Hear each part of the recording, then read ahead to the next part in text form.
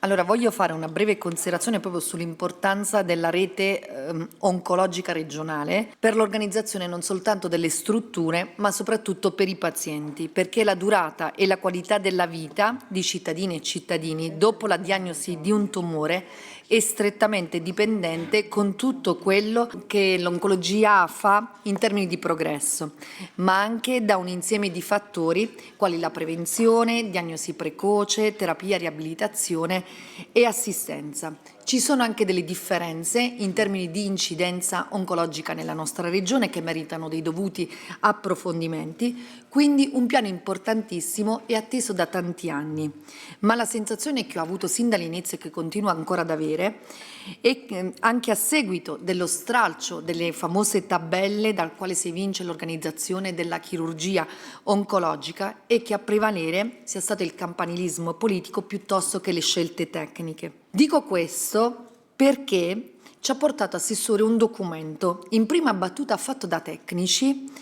per poi ritirarlo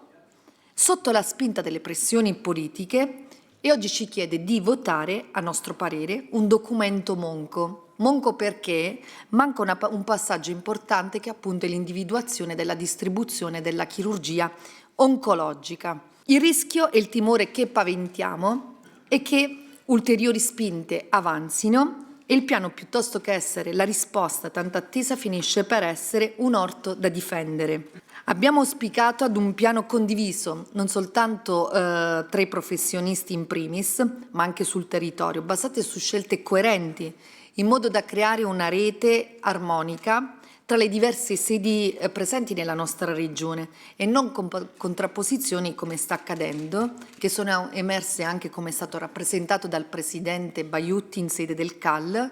dove alcuni territori sono di fatto impoveriti e tutto questo si risolverà a nostro avviso in un indebolimento del sistema stesso e quindi a danno dei cittadini. Pertanto io anticipo anche quella che sarà la nostra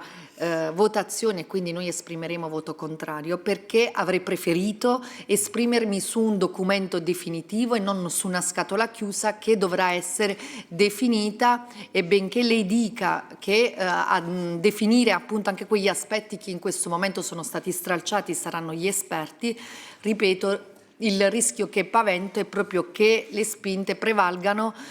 in difesa dei propri campanilismi piuttosto che prevalgano scelte tecniche. Grazie.